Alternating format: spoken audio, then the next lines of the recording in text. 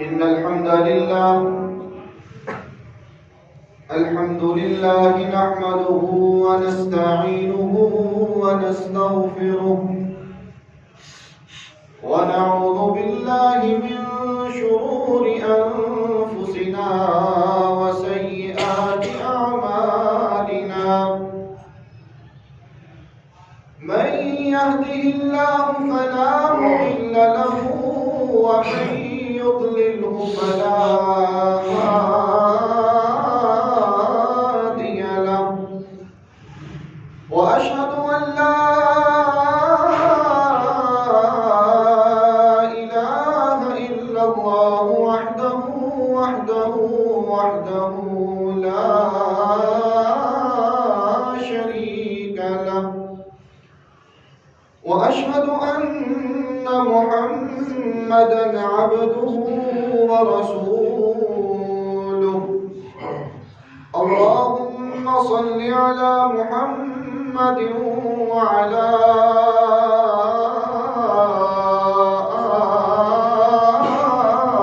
آل محمد كما صليت على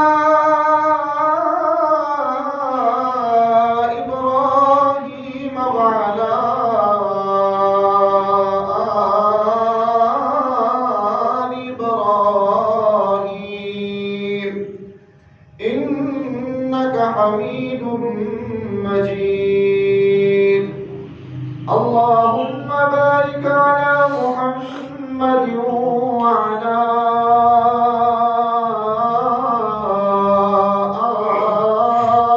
آل محمد صلى الله عليه وسلم كما باركت على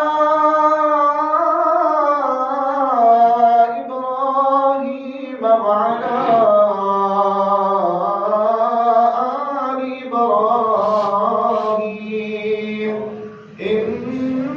حميد مجيد أما بعد فإن خير الحديث كتاب الله وخير الهدي هدي محمد صلى الله عليه وسلم وشر الأمور محدثاتها وكل محدثة بدعة وكل بدعة ضلالة وكل ضلالة في النار رب اشرح لي صدري ويسر لي أمري واحلل عقدة من لساني يفقه قولي رب زدني علما رب زدني علما رب زدنا علما أعوذ بالله من الشيطان الرجيم بسم الله الرحمن الرحيم اليوم أكملت لكم دينكم وأتممت عليكم نعمتي ورضيت لكم الإسلام دينا صدق الله مولانا العظيم وصدق رسوله النبي الكريم ونحن على ذلك من الشاهدين والشاكرين والحمد لله رب العالمين حمد و ثنا تعریف تمجید تقدیس اللہ رب العزت کے لیے جو کائنات کا پالنے والا ہے خالق ہے مالک ہے رازق ہے داتا ہے گنج بخش ہے لجپال ہے غریب نواز ہے غوث اعظم ہے علی کل شیء قدیر ہے درود و سلام آقا دو جہان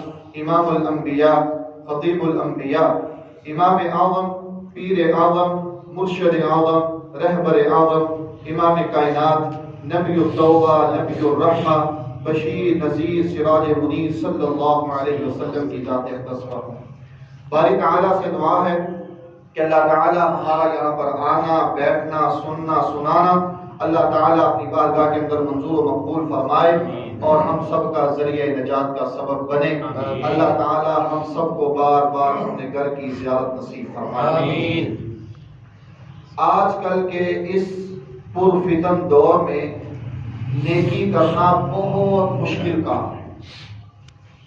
نیکی کرنا بہت مشکل ہو چکا ہے. انسان نیکی کرتا ہے تو شیطان کا پہلا وار کیا ہوتا ہے کہ اس شخص کو نیکی کرنے سے روکے. شیطان پہلا وار کرتا ہے کہ وہ بندہ نیکی نہ کرے. جب انسان اللہ کی رحمت سے اور دین کی محبت، رسول اللہ صلی اللہ علیہ وسلم کی محبت، یہ ساری چیزوں کو مد نظر رکھتے ہوئے جب وہ نیکی کر لیتا ہے تو شیطان کا دوسرا وار ہوتا ہے کہ اب جو اس نے نیکی کر لی ہے اس کو بھی ضائع کیا جائے. شیطان پہلے نیکی کرنے سے روکتا ہے. جب انسان نیکی کر لے تب پھر اس کوئی نیکی کو ضائع کرنے کی کوشش میں لگ جاتا ہے. بے شمار ایسی مثالیں ہیں جو تاریخ میں بھری پڑی ہیں. آج کی اس نشست میں صرف ایک کام بیان کرنا چاہتا ہوں جو ہمارے معاشرے میں عام ہو چکا ہے، ہمارے گھروں میں وہ عام ہو چکا ہے، اور جس کو ہم گناہ نہیں سمجھتے، جس کو ہم برائی نہیں سمجھتے، ثواب سمجھ کر رہے ہیں. نتیجہ کیا ہے، حقیقت کیا ہے کہ اللہ ہماری نیکیوں کو ختم کر دے گا. قرآن و حدیث میں اس کی مثالیں بے شمار موجود ہیں. تو بدعت آپ نے لفظ سنا ہوگا، ہر انسان نے سنا ہے کہ یہ کام بدعت ہے، یہ کام بدعت ہے، یہ نہ کرو، یہ اچھا کام نہیں ہے. تو بدعت ہے کیا؟ بدعت کہتے ہیں ہر اس عمل کو، ہر اس کام کو جو میرے رسول اللہ صلی اللہ علیہ وسلم نے نہیں کیا، اس کام کو ثواب سمجھ کر کرنا، اس کام کو نیکی سمجھ کر کرنا، اس فعل کو عبادت سمجھ کر کرنا، یہ بدعت کہلاتا ہے. شیطان کا پہلا وار کیا ہے کہ وہ نیکی کرنے سے روکتا ہے. جب وہ نیکی انسان کر لے تب شیطان کہتا ہے کہ اب اس کی نیکی کو ضائع کیا جائے، برباد کیا جائے. شیطان وسوسے ڈالتا ہے، شیطان گمان پیدا کرتا ہے، یہ بھی نیک عمل ہے، یہ بھی اچھا کام ہے، یہ بھی بڑا عمدہ کام ہے، یہ بھی بڑا اعلیٰ کام ہے، یہ کام کر لو، یہ اللہ کے قریب کرنے والا ہے. لیکن حقیقت میں وہ نیکی نہیں ہوتی بلکہ وہ بدعت ہوتی ہے. مثال کے طور پر قرآن پڑھنا نیک عمل ہے، قرآن پڑھنا اچھا عمل ہے، قرآن کی تلاوت کرنا بڑا عظیم عمل ہے، اذان کہنا بڑا ہی عظیم عمل ہے، نماز پڑھنا بڑا ہی اچھا عمل ہے. نماز کے بغیر نجات ممکن ہی نہیں ہے. اب کیا ہوتا ہے، شیطان ایسا انسان کو گمراہ کرتا ہے. ہمارے معاشرے میں کیا ہوتا ہے، اب کیا ہو رہا ہے، جب مردے کو دفنایا جاتا ہے تو دفنانے کے بعد قبر کے اوپر کھڑے ہو کر اذان کہی جاتی ہے. دیکھنے میں عظیم عمل ہے، اذان ہے نا، حرج ہی کیا ہے، اچھے لفظ ہیں، اللہ کا نام ہی ہے نا، اللہ کا کلام ہی ہے نا. ہمارے معاشرے میں یہ سوچ دی جاتی ہے، اذان ہی ہے نا، کوئی نہیں، حرج ہی کیا ہے. میرے بھائیوں، نیکی کی بجائے اس کے سارے نیک اعمال اللہ ضائع کر دیتا ہے. کیوں؟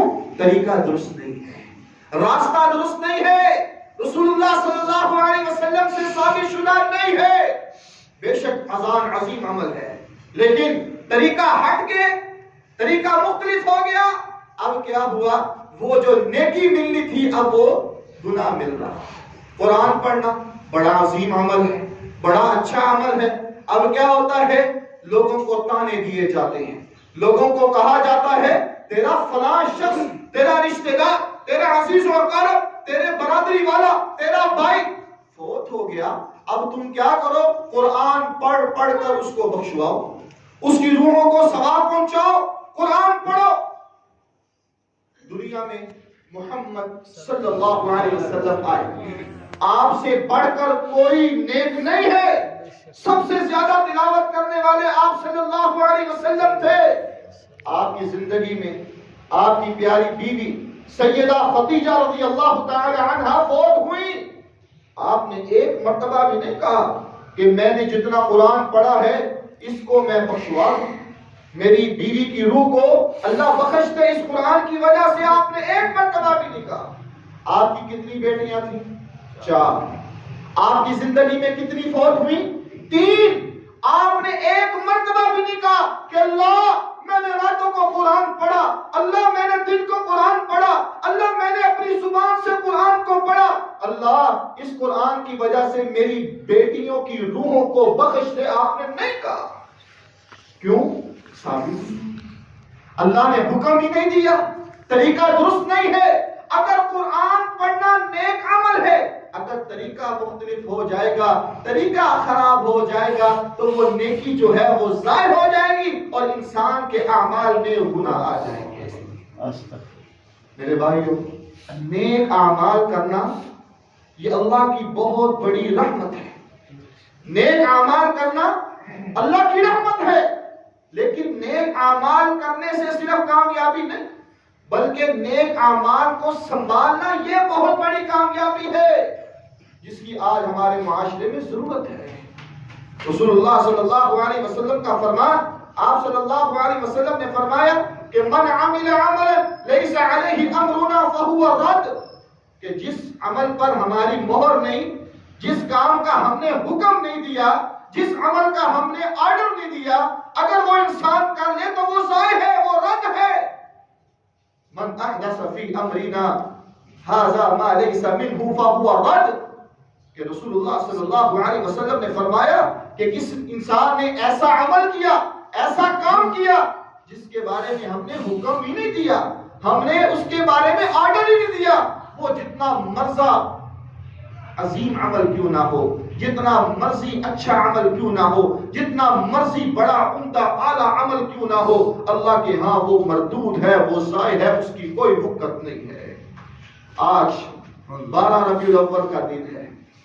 پورے پاکستان میں جو کچھ ہمارے معاشرے میں ہو رہا ہے, رسول اللہ صلی اللہ علیہ وسلم کی یہ تعلیم نہیں ہے, آپ صلی اللہ علیہ وسلم کا یہ حکم نہیں ہے. جو آج ہمارے معاشرے میں روڈوں کو بلاک کیا جا رہا ہے, رسول اللہ صلی اللہ علیہ وسلم کی ولادت کے حوالے سے آپ صلی اللہ علیہ وسلم نے ایک مرتبہ بھی حکم نہیں دیا. آج ہمارے معاشرے میں جو کچھ دین کے نام پر ہو رہا ہے, یہ سب کچھ شیطان نے ہمیں برگلا دیا ہے. آج ہم نیکی سمجھ کر رہے ہیں, حقیقت میں وہ نیکی نہیں ہے, بلکہ وہ نیکیاں ہماری جو ہیں وہ ضائع ہو رہی ہیں.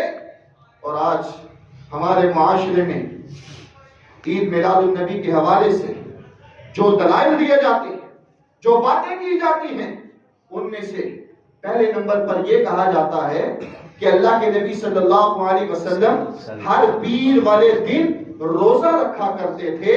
آپ صلی اللہ علیہ وسلم پیر والے دن پیدا ہوئے تھے, اس لیے آپ نے اپنے ولادت والے دن روزہ رکھا, خوشی منائی, لہذا آپ نے میلاد منایا اور ہم بھی منائیں گے. یہ ہمارے معاشرے میں عام ہے. انا للہ و انا الیہ راجعون.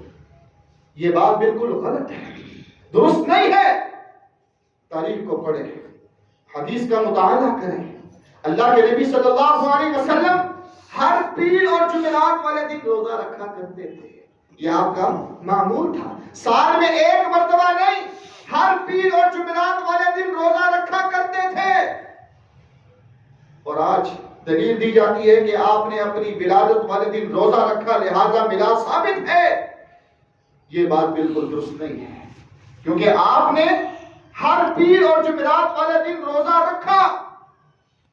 اور اس کے علاوہ ہر عام آدمی جو دین کے بارے میں نہ جانتا ہو, اس کو بھی معلوم ہے, سادے انسان کو بھی معلوم ہے, عام فہم انسان کو بھی پتا ہے کہ جس دن روزہ ہو اس دن عید ہوتی نہیں, جس دن روزہ ہو اس دن عید نہیں ہوتی. تو یہ دلیل بالکل ثابت ہی نہیں بنتی کہ کہا جائے کہ آپ نے روزہ رکھا لہذا میلاد ثابت ہے. آپ نے تو روزہ رکھا تھا, اور وہ بھی ہر اور عید اور جمعرات والے دن, تو لہذا جس دن روزہ رکھا جائے اس دن عید نہیں ہوتی.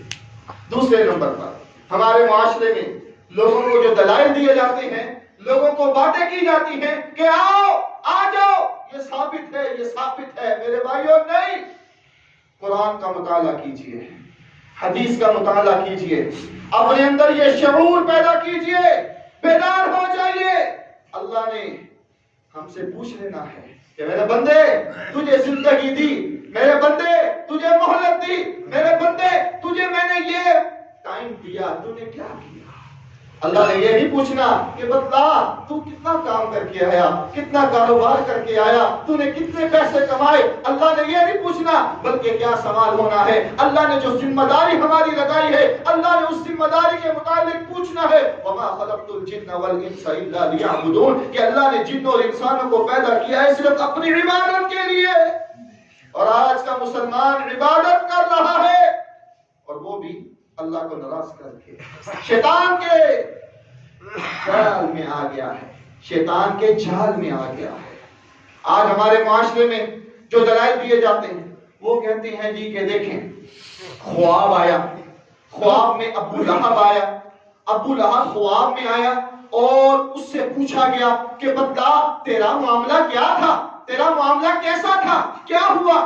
ابو لہب کہنے لگا بڑا پریشان ہوں، بڑی تکلیف میں ہوں، لیکن وہ میری ایک انگلی جو ہے نا وہ بچی ہوئی ہے، اس کی وجہ سے تھوڑا سا مجھے سکون ہے۔ وہ کیا معاملہ تھا، کیا ماجرا تھا؟ وہ معاملہ یہ تھا کہ جب اللہ کے نبی صلی اللہ علیہ وسلم پیدا ہوئے تو ایک لونڈی سوڈیا آئی اور اس نے آ کر مجھے خبر دی کہ اللہ نے عبداللہ کے گھر بیٹا پیدا ہوا ہے، آمنہ کے گھر بیٹا ہوا ہے، اللہ نے عبداللہ کو بیٹا دیا ہے۔ جب اس نے مجھے خبر دی تو میں نے اس انگلی کے ساتھ اشارہ کیا کہ جا میں نے تجھے آزاد کیا۔ میں نے نبی صلی اللہ علیہ وسلم کی پیدائش پر خوشی منائی، اس پیدائش کی خوشی کی وجہ سے آج میری انگلی جو ہے وہ محفوظ ہے، بچی ہوئی ہے۔ اب یہاں یہ بات بیان کر کے کہا جاتا ہے دیکھو کافر کافر نبی کا جشن منائے صلی اللہ علیہ وسلم، کافر جشن منائے تو اس کی انگلی جہنم کی آگ سے محفوظ ہو جائے اور مسلمان نہ منائے۔ یہ دلیل دی جاتی ہے ہمارے معاشرے میں لوگوں کو قائل کرنے کے لیے، لوگوں کو اپنی طرف آمادہ کرنے کے لیے یہ دلیل دی جاتی ہے۔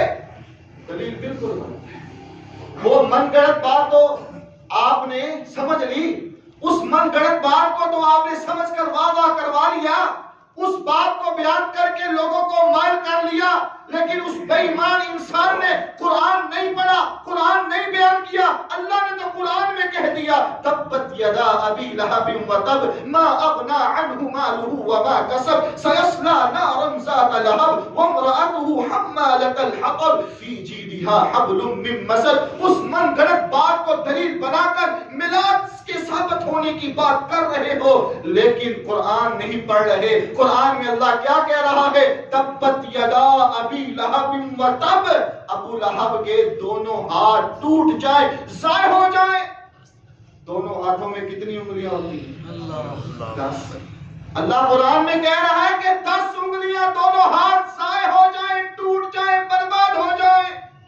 اور آج کا مسلمان کہتا ہے وہ ایک انگلی بچی ہوئی ہے۔ اب میرے بھائیوں ہم کس کی بات مانیں گے؟ ہم کس کی بات پر عمل کریں گے؟ جو میرے رب نے کہا، جو میرے رب نے قرآن نازل کر دیا وہ حق ہے، سچ ہے، اس پر عمل کرنا ہماری ذمہ داری ہے۔ آج سادہ لوگ مسلمانوں کو دلیل دی جاتی ہے، میلاد کے حوالے سے لوگوں کو قائل کرنے کے لیے بات کی جاتی ہے کہ دیکھیں جی بات یہ ہے، حرج ہی کیا ہے؟ میلاد منانے سے حرج ہی کیا ہے؟ اچھا کام ہی ہے نا، نعتیں پڑھی جا رہی ہیں، نعتیں پڑھی جا رہی ہیں، ذکر کیا جا رہا ہے، حرج ہی کیا ہے؟ میرے بھائیوں اس بات کو بیان کرنے کا مطلب یہ ہے کہ حرج ہی کیا ہے؟ اللہ کے نبی صلی اللہ علیہ وسلم کو نبوت کتنے سال میں ملی؟ 40 سال۔ جب آپ 40 سال کے ہوئے تھے تب آپ کو نبوت ملی۔ آپ کی زندگی کتنی تھی؟ 63 سال۔ 23 سالہ دور نبوت میں 23 مرتبہ یہ دن آیا، آپ نے ایک مرتبہ بھی میلاد منایا نہیں، آپ نے ایک مرتبہ بھی میلاد منانے کا حکم دیا۔ اللہ کے نبی صلی اللہ علیہ وسلم اس دنیا سے چلے گئے، پہلے خلیفہ کون بنے؟ ابو بکر رضی اللہ تعالی عنہ۔ آپ کی خلافت کتنے سال رہی؟ 2 سال۔ 2 سال 2 مرتبہ آپ کی خلافت میں یہ دن آیا، آپ نے ایک مرتبہ بھی اس کو منانے کا حکم دیا؟ آپ نے ایک مرتبہ بھی یہ میلاد منایا؟ آپ کے بعد کون خلیفہ؟ عمر فاروق رضی اللہ تعالی عنہ، آپ کی خلافت میں یہ دن 10 مرتبہ آیا، آپ نے ایک مرتبہ بھی یہ میلاد منایا؟ آپ نے ایک مرتبہ بھی یہ میلاد منانے کا حکم دیا؟ آپ کے بعد کون آیا؟ سیدنا عثمان رضی اللہ تعالی عنہ، جن کو اللہ کے نبی صلی اللہ علیہ وسلم نے فرمایا تھا عثمان اگر میری 40 بیٹیاں بھی ہوتی تو یکے بعد دیگرے میں تیرے نکاح میں کر دیتا۔ کتنی محبت تھی، کتنا پیار تھا، آپ سے وہ پیار کرتے تھے اور عثمان آپ سے پیار کرتے تھے۔ آپ کی دور خلافت میں کتنی مرتبہ دن آیا؟ 11 مرتبہ۔ 11 مرتبہ یہ دن آیا، 11 سال دور حکومت رہی، خلافت رہی، اور 11 مرتبہ یہ دن آیا، آپ نے ایک مرتبہ بھی منانے کا حکم دیا نہیں، اور نہ ہی آپ نے منایا۔ آپ کی بات کون ہے؟ سیدنا علی رضی اللہ تعالی عنہ کے دور حکومت میں یہ دن کتنی مرتبہ آیا؟ 5 مرتبہ۔ 5 مرتبہ یہ آیا اور آپ نے ایک مرتبہ بھی یہ حکم دیا نہیں، آپ نے ایک مرتبہ بھی منایا نہیں۔ یہ ائمہ اربع، خلفائے ثلاثہ، خلفائے اربع، ابو بکر، عمر، عثمان اور علی رضی اللہ تعالی عنہ، یہ وہ ہستیاں تھیں، یہ وہ لوگ تھے، یہ وہ انسان تھے جنہوں نے تن من دن سب کچھ قربان کر دیا، نبی کی بات کے پیچھے سب کچھ قربان کر دیا۔ تاریخ بڑی بڑی ہے، بہت محبت کرنے والے تھے، بڑا ہی پیار کرنے والے تھے، آپ نے سب کچھ قربان کر دیا، لیکن آپ کے جانے کے بعد ایک مرتبہ بھی میلاد منایا نہیں۔ آخری صحابی کیا نام ہے؟ عمر بن واصلہ، ابو طفیل عمر بن واصلہ رضی اللہ تعالی عنہ۔ یہ کب فوت ہوئے؟ 120 ہجری میں۔ 120 ہجری میں اللہ کے نبی صلی اللہ علیہ وسلم کب اس دنیا سے رخصت ہوئے؟ 11 ہجری میں۔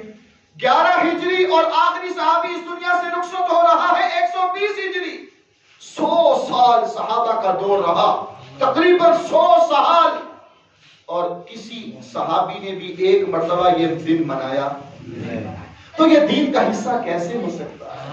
یہ شریعت کا حصہ کیسے ہو سکتا ہے؟ آپ نے حجۃ الوداع کے موقع پر کہہ دیا تھا اليوم اکملت لکم دینکم واتممت علیکم نعمتی ورضیت لکم الاسلام دینا، کہ آج میں نے دین مکمل کر دیا، دین مکمل ہو گیا۔ میرے نبی نے مارے کھائی، میرے نبی نے اپنے گھر کو چھوڑا، میرے نبی نے ہجرتیں کی، میرے نبی نے پتھر کھائے، میرے نبی نے اپنے دانتوں کو شہید کروایا، سب کچھ قربان کر دیا دین حنیف کی خاطر۔ لیکن آپ کے جانے کے بعد وہ صحابہ جن کے متعلق اللہ نے قرآن میں فرما دیا رضی اللہ عنہم ورضوا عنہ، جن کے متعلق اللہ نے فرما دیا اولئک هم المفلحون، جن کے متعلق اللہ نے فرما دیا اولئک هم الراشدون، انہوں نے نہیں منایا۔ آپ کے جانے کے بعد صحابہ کا دور بھی ختم ہوا۔ امام ابو حنیفہ رحمۃ اللہ علیہ، ان کی زندگی کتنی تھی؟ 70 سال۔ 70 سال آپ کی عمر تھی، آپ نے ایک مرتبہ بھی یہ دن منایا نہیں، آپ نے ایک مرتبہ بھی یہ دن منانے کا حکم دیا۔ امام مالک رحمت اللہ علیہ کتنی عمر تھی؟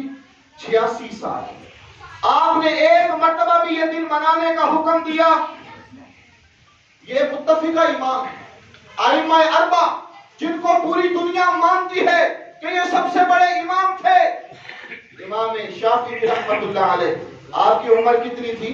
54 سال، آپ نے ایک مرتبہ بھی یہ دن منایا نہیں، آپ نے ایک مرتبہ بھی یہ دن منانے کا حکم دیا نہیں۔ امام احمد بن حنبل رحمت اللہ علیہ، آپ کی عمر کتنی تھی؟ 77 سال۔ 77 سال آپ کی عمر تھی، آپ نے ایک مرتبہ بھی یہ دن منانے کا حکم نہیں دیا اور نہ آپ نے منایا۔ جب اللہ کے نبی صلی اللہ علیہ وسلم کے کسی صحابہ نے یہ دن نہیں منایا، نہ منانے کا حکم دیا، نہ ائمہ اربعہ میں سے کسی نے نہ منایا نہ منانے کا حکم دیا، تو یہ دین کا حصہ کیسے ہو سکتا ہے؟ اور آج کا مسلمان یہ بات کہے کہ حرج ہی کیا ہے، حرج ہی کیا ہے، لائٹیں تو لگانی ہے، حرج ہی کیا ہے، باہر نکل کر کھانے تقسیم کرنے ہیں نا، حرج ہی کیا ہے؟ پہاڑیاں تو بنانی ہے، حرج ہی کیا ہے؟ باہر نکل کر گانے لگانے ہیں، حرج ہی کیا ہے؟ باہر نکل کر اونچی آواز سے قوالیاں لگانی ہے، حرج ہی کیا ہے؟ آج کا مسلمان یہ بات کہنا چاہ رہا ہے، حرج ہی کیا ہے؟ اس کو ایسی نیکی کا پتہ چل چکا ہے جو نیکی ابو بکر کو پتہ چلی نہیں۔ نعوذ باللہ من ذالک۔ آج کا مسلمان یہ دعویٰ کرنا چاہتا ہے کہ اس کو ایسے عمل کا پتہ چل گیا ہے جو عمر کو پتہ چلا۔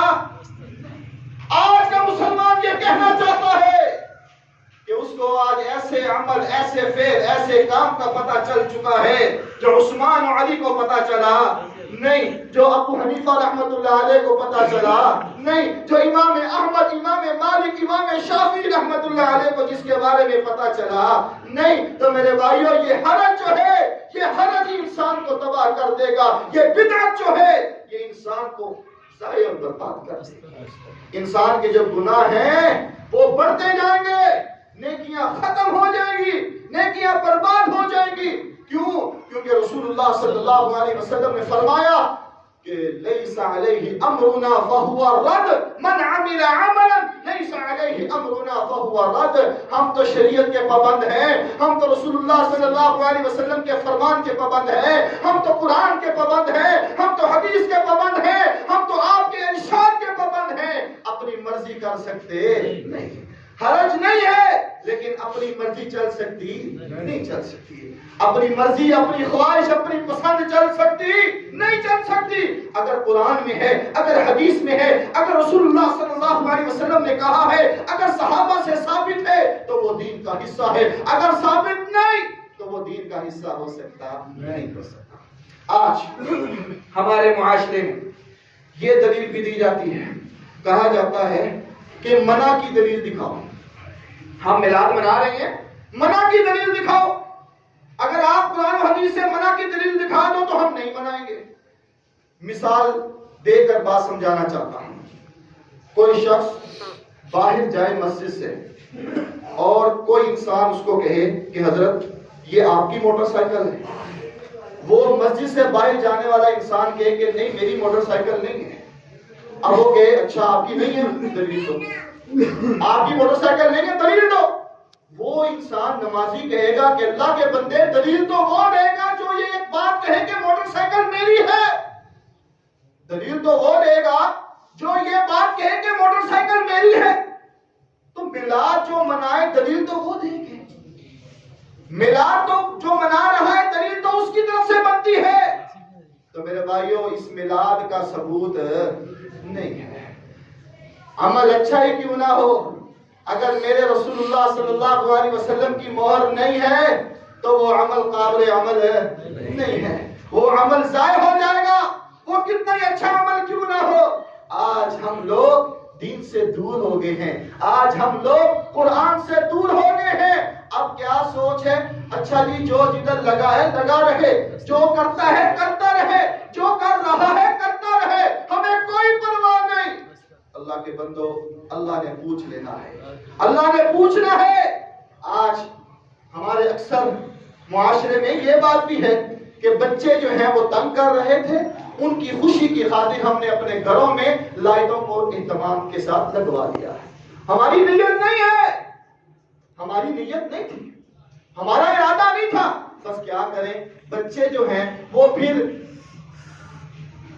پریشان ہوتے ہیں، بچے جو ہیں وہ پھر ناراض ہوتے ہیں، لہذا ہماری نیت نہیں ہے لیکن ان کو خوش کرنے کے لیے ہم نے یہ کام کر لیا ہے۔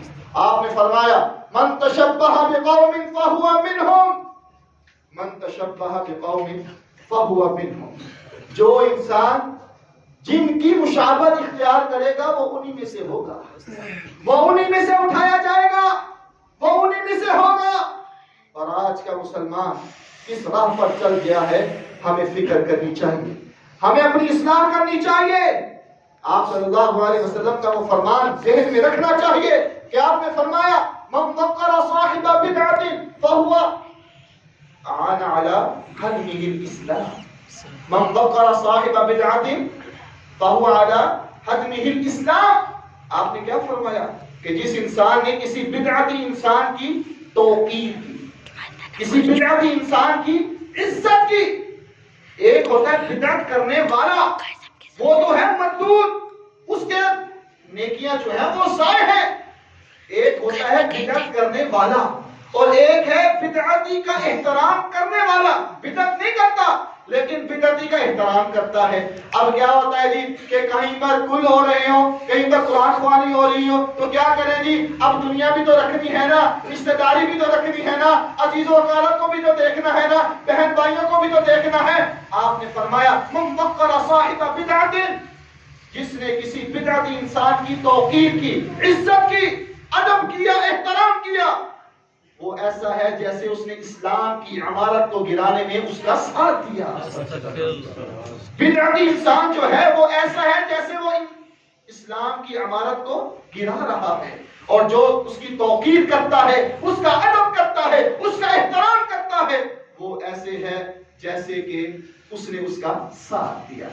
اب یہ جو میلاد کے حوالے سے ہمارے ہاں ملک پاکستان میں جو کچھ ہو رہا ہے، اس کی آخر کوئی تاریخ تو ہوگی نا. تو اللہ کے نبی صلی اللہ علیہ وسلم کے اس دنیا سے جانے کے بعد 500 سال تک کوئی میلاد کا ثبوت نہیں ملتا. صحابہ کا دور گیا، تابعین کا دور گزرا، تبع تابعین کا دور گزرا. آخری تابعی اس دنیا سے رخصت ہوا 180 ہجری میں. تبع تابعین کا دور جو ہے وہ 220 ہجری میں ختم ہوا. اس کے بعد یہ سلسلہ چلا اور 504 ہجری اللہ کے نبی صلی اللہ علیہ وسلم کے اس دنیا سے 490 سال کے بعد ایک شخص جس کا نام مظفر الدین تھا، اربل کا وہ گورنر بنا. اس انسان کو ناچ گانے کا بڑا شوق تھا، اس انسان کو یہ عیاشیاں کرنے کا بہت شوق تھا. جب وہ گورنر بنا تو اس نے اپنے محل کے ساتھ ایک عمارت تعمیر کروائی اور وہاں پر قوال آتے، وہاں پر مراسی آتے، وہاں پر ڈانس کرنے والے آتے اور وہاں جا کر وہ جو ہے وہ ان کے ساتھ بیٹھتا، ان کی باتوں کو سنتا، ان کے کلام کو سنتا اور بڑا خوش ہوتا اور انعامات تقسیم کرتا.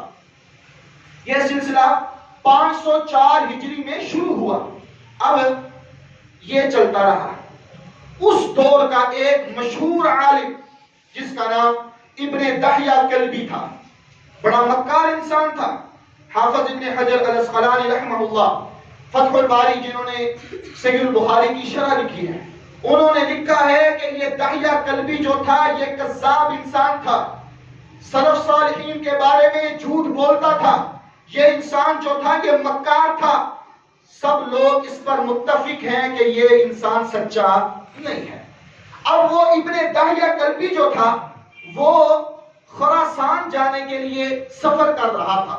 راستے میں اربل شہر میں وہ رکا.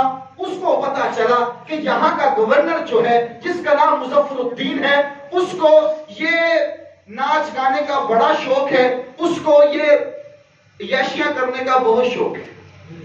اب اس ابن دحیہ کلبی نے ایک رسالہ لکھا جس کا نام تھا المولود فی سراج المنیر، التنویر فی مولد السراج المنیر. یہ رسالہ اس نے عربی کے اندر لکھا اور وہ رسالہ لکھنے کے بعد وہ بادشاہ جو گورنر تھا اس علاقے کا اس کو بھجوا دیا. اب مظفر الدین گورنر نے جب وہ رسالہ پڑھا بڑا خوش ہوا. اس نے اس کو بلایا اور اس کو 1000 اشرفیاں انعام میں دی. اب یہاں سے یہ سلسلہ شروع ہوا. میلاد کا سلسلہ کہاں سے شروع ہوا؟ 504 ہجری سے شروع ہوا.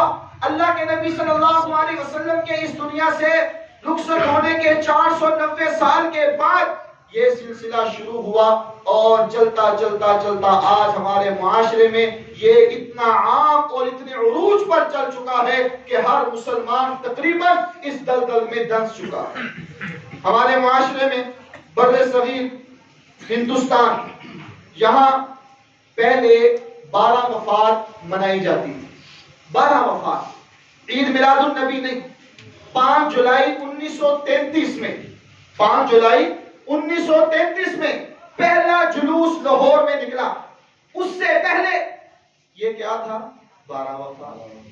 आप सीरत अरबी रसूल सल्लल्लाहु अलैहि वसल्लम एक किताब है, नूर बख्श तवक्कुली ने वो किताब लिखी है। उस किताब के मुकदमे में अब्दुल हकीम शर्र लिखता है कि ये तो नूर बख्श तवक्कुली साहब की बड़ी मेहरबानी है, उनकी काविश है कि जिन्होंने गवर्नमेंट के गजट में से 12 वफात निकालकर ईद मिलादुन नबी का नाम दर्ज करवाया। अब एक काम, एक अमल, एक फेल जो अल्लाह के नबी सल्लल्लाहु अलैहि वसल्लम के रुखसत होने के सालों साल बाद पैदा हो तो वो दीन का हिस्सा हो सकता नहीं, वो शरीयत का हिस्सा हो सकता नहीं। हम पाबंद हैं शरीयत के, हम पाबंद हैं रसूलुल्लाह सल्लल्लाहु अलैहि वसल्लम के हुक्म के। उस दिन को याद कीजिए, उस दिन को याद कीजिए, उस लम्हे को याद कीजिए जो क़यामत का मंजर होगा।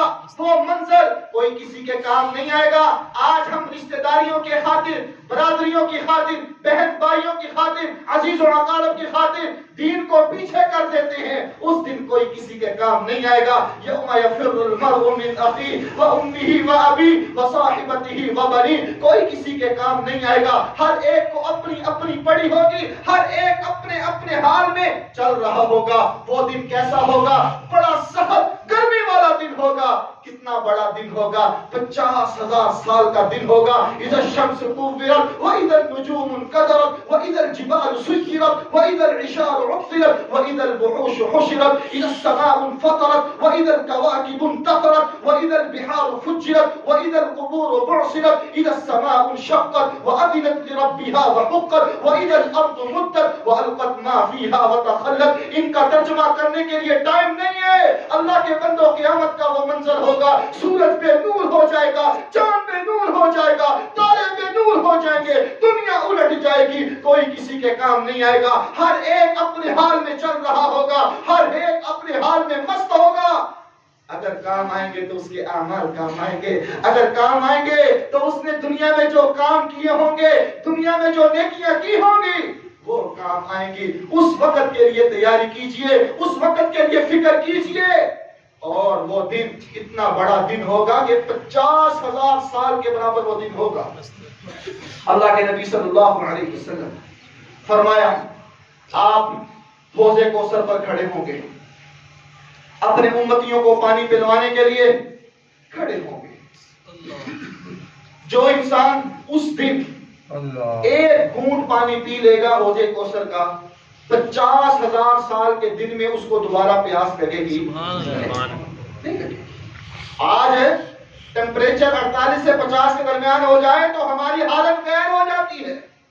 हम हर 5-10 मिनट के बाद पानी पीते हैं या 20 मिनट के बाद पानी पीते हैं। गर्मी शिद्दत, उस वक्त कोई एसी नहीं होगा, उस वक्त कोई छत नहीं होगी, उस वक्त खुला मैदान होगा, सूरज 1 मील के फासले पर आया हुआ होगा। और जो इंसान एक मर्तबा एक घूंट पी लेगा उसको दोबारा प्यास लगेगी नहीं।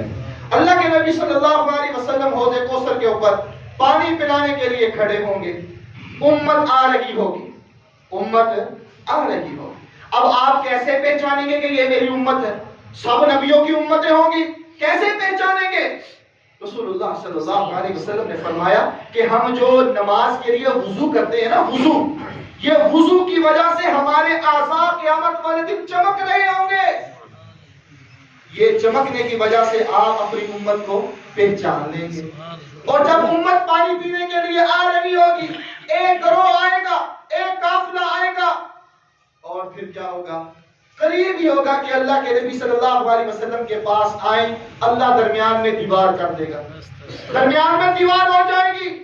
आप, हदीस के अल्फाज हैं कि आप चिल्ला उठेंगे, आप सीख पा हो जाएंगे, आप कहेंगे कि या अल्लाह, मेरी उम्मत के लोग हैं, ये पानी पीने के लिए आ रहे हैं, दीवार क्यों आ गई है?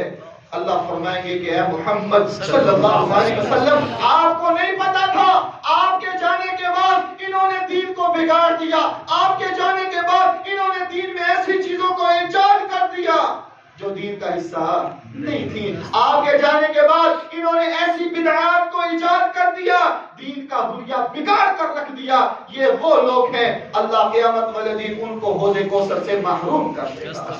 میرے بھائیوں، آج ضرورت اس بات کی ہے کہ ہم قرآن کو تھام لیں، حدیث کو تھام لیں، قرآن و حدیث کا مطالعہ کریں۔ ہر انسان کی ذمہ داری ہے، ہر انسان سمجھدار ہے، ہر انسان عقل والا ہے، ہر انسان کی ذمہ داری ہے کہ وہ قرآن و حدیث کا مطالعہ کرے۔ کسی مولوی نے، کسی عالم نے، کسی مفتی نے، کسی قاری نے آپ کی سفارش وہاں پر جو ہے آپ کو جنت میں نہیں لے کر جانا، آپ نے اپنے اعمال کی وجہ سے، اپنے اعمال کی بدولت جنت میں جانا ہے، اللہ کی رحمت سے آپ نے جنت میں جانا ہے۔ تو آپ ایسے اعمال کریں، ایسے اعمال، ایسے کام کریں جو اللہ کی رضا کے لیے ہو، اللہ راضی ہو جائے اور ہماری نجات ہو جائے۔ اسی میں ہماری کامیابی ہے، اسی میں ہماری کامرانی ہے اور اسی میں ہماری نجات ہے۔ اللہ ہمیں قرآن و سنت کا پابند بنائے، اللہ ہمیں شریعت کا پابند بنائے، اللہ ہمیں ایسے اعمال کرنے کی توفیق عطا فرمائے جو قرآن و سنت سے ثابت ہے، جو دنیا نے دین کا حلیہ بگاڑ کر لوگوں کے سامنے پیش کر دیا ہے۔ ہماری ذمہ داری ہے، خدا را ہماری ذمہ داری ہے کہ ہم دین کے معاملے میں سنجیدہ ہو جائیں، دین کے معاملے میں ہم اپنے آپ کو سنجیدہ کر لیں اور ایک قانون جو ہے وہ اپنے ذہنوں میں بٹھا لیں، ایک بات جو ہے وہ اپنے ذہنوں میں بٹھا لیں، وہ یہ ہے کہ دین کے معاملے میں، عبادات کے حوالے سے کوئی بھی عمل ہو، کوئی بھی کام کریں، کوئی بھی نیکی کریں تو آپ کے ذہن میں اس کے کرنے کی دلیل ہونی چاہیے۔ عبادات کے حوالے سے آپ مثال کے طور پر کوئی کام کر رہے ہیں، مثال کے طور پر وضو کرنا ہے تو آپ کے ذہن میں یہ بات ہو کہ اس کی دلیل ہے بھی ہے کہ نہیں۔ کوئی صدقہ، کوئی خیرات، کوئی نیک عمل، کوئی عبادت، کوئی بھی معاملہ ہو تو آپ کے ذہن میں کرنے کی دلیل ضرور ہونی چاہیے اور معاملات میں نہ کرنے کی دلیل ہونی چاہیے۔ یہ قانون جو ہے اگر آپ کے ذہنوں میں ہوگا تو انشاءاللہ زندگی بڑی آسان ہو جائے گی۔ عبادات میں کرنے کی دلیل چاہیے اور معاملات میں نہ کرنے کی دلیل چاہیے۔ کوئی بھی عمل کرے، کوئی بھی آپ کو مسئلہ بتلائے تو آپ اس سے پوچھیں کہ اس کی دلیل کیا ہے۔ کوئی بھی آپ کو کہے کہ آئیں باہر ریلی پر چلیں، کرنے کی دلیل کیا ہے۔ کوئی بھی عبادت سمجھ کر کوئی بھی کام کرنا ہو تو آپ کے ذہن میں یہ بات ہو اس کے کرنے کی دلیل کیا ہے۔ قرآن و سنت سے ثابت ہے تو آپ کریں، اگر نہیں ہے تو فَهُوَ رَدٌّ فَهُوَ مردود، وہ ضائع ہے، وہ مردود ہے۔ اور معاملات میں نہ کرنے کی دلیل چاہیے ہوتی ہے۔ اللہ ہمیں سنت کے مطابق، قرآن و سنت کے مطابق عمل کرنے کی توفیق دے۔ آمین۔